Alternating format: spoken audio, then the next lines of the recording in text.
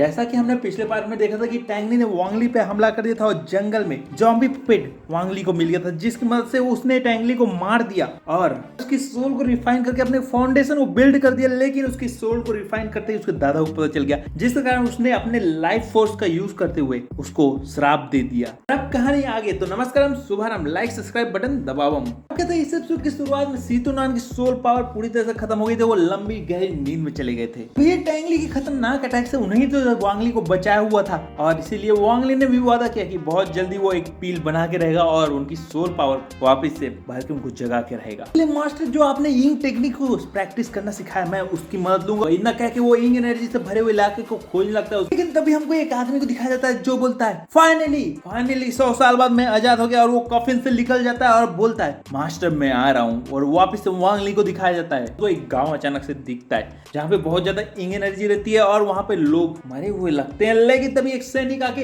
Attack करता है, उसको वो रोकता है तो उसको पता चलता है कि ये सब एक रात अचानक से हुए अटैक का इल्यूजन रहता है जो इंग एनर्जी में बन के उसको दिखता रहता है। ये सब देख के वांगली समझ आता है यहाँ कितनी ज्यादा इंग एनर्जी, और वहीं रुक के वो इंग एनर्जी को कल्टीवेट करने का फैसला करता है और अपने मास्टर के दिए हुए फॉर्मेशन को वहां बिछा के इंग एनर्जी को रिफाइन करना शुरू करता है और मास्टर की दी हुई अंडरवर्ल्ड एक्सट्रेशन टेक्निक को एक्टिवेट करता है जो कि 9 लेवल में बटी रहती है और वो 3 पार्ट में बॉडी के इंग एनर्जी इकट्ठा होकर रिफाइन होती है और लास्ट में एक साथ फ्यूज होती है। उनमें से पहला है डिनटियान, क्यूहान और जू क्यूआन। लेकिन हाँ, इस टेक्निक को कल्टीवेट करना आसान नहीं है। सीतोयान ने उसको साफ साफ वार्निंग दिया रहता है क्योंकि कोल्ड एक्सट्रीमली इंग एनर्जी को इकट्ठा करके उसको कोल्ड एलेक्सर बनाना रहता है और फिर उसको अपनी बॉडी में फ्यूज करना रहता है, जिससे काम बहुत ज्यादा कोल्ड एनर्जी शरीर में चली जाती है और लास्ट में तीनों एरिया में जो एलेक्सर जमा होती है उनको आखिरी में फ्यूज करना रहता है, जो कि बहुत ज्यादा मुश्किल और क्रिटिकल मोमेंट होता है। अभी हमको एक नीले कलर का जॉम्बी जैसा इंसान दिखाया जाता है जो उसी फॉर्मेशन की ओर आता रहता है जो वांगली ने बिछा रहता है। और जब वांगली उसको वार्निंग देता है तो वो रुकता नहीं है, बल्कि वो फॉर्मेशन को पकड़ने के लिए अपना हाथ बढ़ाता है तो वो फॉर्मेशन उस पर अटैक कर देता है और वो अपना बचाव करने लगता है। लेकिन वांगली ये देख के हैरान हो जाता है कि उसका बॉडी उस फॉर्मेशन के अटैक को झेल रहा है और इसीलिए अपनी स्वॉर्ड निकाल के उस पर सीधा अटैक करता है और उस स्वॉर्ड उसके सीने में घुसेड़ देता है, लेकिन वो मरता नहीं है। लेकिन फिर वांगली ये देख के और सतर्क हो जाता है और उसके सामने आके अपनी स्पिरिचुअल पावर बढ़ा के उसके आर पार स्वॉर्ड कर देता है, जिससे वो घुटनों में आ जाता है और मारा जाता है ऐसा लगता है। लेकिन वो वापस उड़ जाता है, उसका चोट एकदम ठीक हो जाता है, जिसको देख के वांगली चौंक जाता है, उसको वार्निंग देता है तुम यहाँ से चले जाओ। और वो देखने में एकदम बच्चों जैसा हरकत करता है और जब वांगली उस पर अटैक करता है और उसको रोकता है, लेकिन तभी वापस जाके कुछ पत्थरों को उठा के वो फॉर्मेशन जैसा बनाने लगता है जो कि वांगली ने बनाया रहता है। देखिए वांगली समझ जाता है कि ये लॉस्ट फॉर्मेशन की बात कर रहा है और उसको लॉस्ट फॉर्मेशन का एक छोटा सा नमूना दे देता है, जिसको उठा के वो वहां से जाने लगता है। लेकिन अब वो जाते जाते वापस आता है और वांगली को और एक ट्रेजर फेंकता है और वहां से चला जाता है। अब क्या था, वांगली उसको उठाता है और उसको चेक करता है तो वो ट्रेजर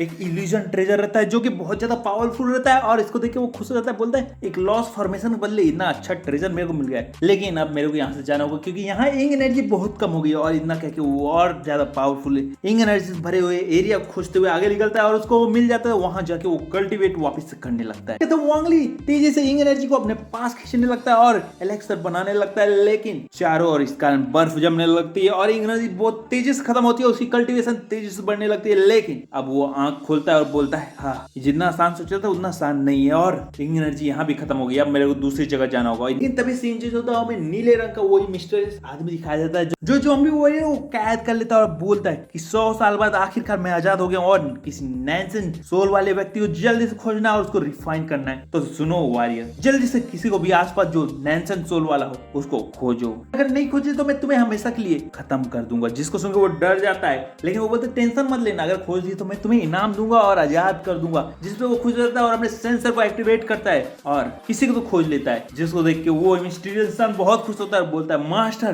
फाइनली 100 साल बाद आपका पता चल गया। और वो आदेश देता है जल्दी से उसे और मेरे को ले चलो और उन दोनों वहां से निकल जाते हैं। फिर से वांगली के ऊपर सीन चला जाता है जहाँ पे वो अभी भी इंग एनर्जी से भरी हुई जगह को खोजता रहता है, लेकिन वो जगह उसको नहीं मिलती। लेकिन उसको लगता है कि उसका कोई पीछा कर रहा है। जब ध्यान देता है तो वही नीला बंदा उसके पीछे लगा रहता है, जिसको देख के वांगली तुरंत सतर्क हो जाता है और गुस्से में बोलता है तुम मेरा पीछा क्यों कर रहे हो, क्या तुम मुझे मारना चाहते हो? जिसको बोलता है नहीं, यानी इशारा करता है और उसको एक जगह जाने के लिए इशारा करता है, जिसपे वांगली भी उसके पीछे चलने लगता है और एक जगह पहुंच के वो फॉर्मेशन एक्टिवेट करने लगता है, जिसको देख के वांगली चौंक जाता है। लेकिन फिर भी वो उसके पीछे जाता है और एक एक करके चारों बिल्डिंग का फॉर्मेशन वो नीला बंदा चालू कर देता है, जिसके कारण बीच में एक मूर्ति निकलने लगती है, जिससे वांगली चौंक जाता है। लेकिन वो नीला बंदा उसकी पूजा करने लगता है और इशारा करके उसको मूर्ति की ऊपर जाने बोलता है और वांगली भी वहां पर इंग एनर्जी महसूस करता है और इसीलिए वो जाके कल्टीवेट करने लगता है। ऐसे ही समय गुजरता जाता है, दिन सप्ताह में बदल जाते हैं और वांगली अपनी कल्टीवेशन टेक्निक को 5वें लेवल तक पहुंचा देता है। लेकिन तभी वहां का मौसम बिगड़ जाता है और ये वो नीला बंदा देख लेता है और तुरंत वांगली के पास उछल के चला जाता है और वांगली भी महसूस कर लेता है और आसमान में एक कफिन पोर्टल से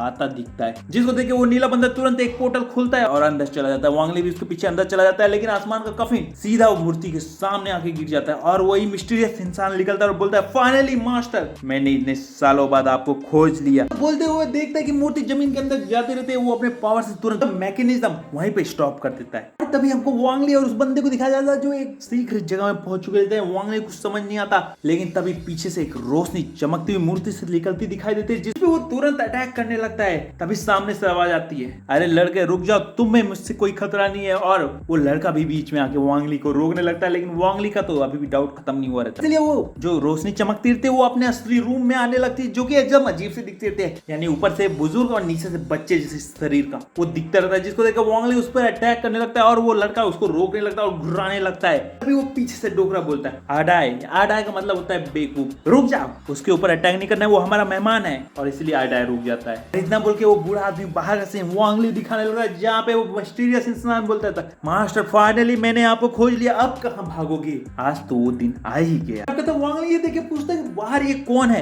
और क्या आप इसके मास्टर हो? तो वो बूढ़ा व्यक्ति बोलता है, हाँ ये कभी मेरा कॉप पपेट हुआ करता था और मैं कॉप इंक सेक्ट का एक एंसेस्टर हूँ। हमारे सेक्ट की कल्टीवेशन टेक्निक हिसाब से हर जो एंट्री लेवल का डिसाइपल होता है उसको एक कॉप फाइंड करना रहता है, यानी बॉडी मरी हुई, और उसको रिफाइन करके कॉप पपेट में बदलना रहता है और फिर खुद कल्टीवेट करना रहता है। और जैसे जैसे मास्टर कल्टीवेट करता जाता है उसके कॉप पपेट भी ताकतवर होते जाते हैं और वो भी होता जाता है। लेकिन जब मैं ये कर रहा था तो एक गलती हो गई, तो उसका नतीजा सामने है तुम्हारे। वांगली समझ जाता है और बोलता है, अच्छा इसलिए ये आपको ये मारना चाहता है? जिसपे वो बोलता है, हाँ 300 साल पहले मैंने इसको रिफाइन करना शुरू किया था, लेकिन कोल्ड एयर के कारण ये आउट ऑफ कंट्रोल हो गया और अपनी चेतना जगा दिया और मेरे ऊपर सीक्रेटली अटैक करके मेरी बॉडी तबाह कर दिया और अब मेरे सोल को भी खत्म करना चाहता हूँ। बस यंगमैन मेरे छोटी सी मदद कर दो, मैं तुम्हें टेलीपोर्ट करके कॉप इंक सेक्ट में भेजने वाला हूँ, जहाँ पे मेरा छोटा भाई जिंगजियान है, उसको जाके बस मुझे मदद करने के लिए यहाँ भेजना होगा और कुछ नहीं। जिसपे वांगली बोलता है, आप भी तो जा सकते हो। तो वो बोलते हैं, नहीं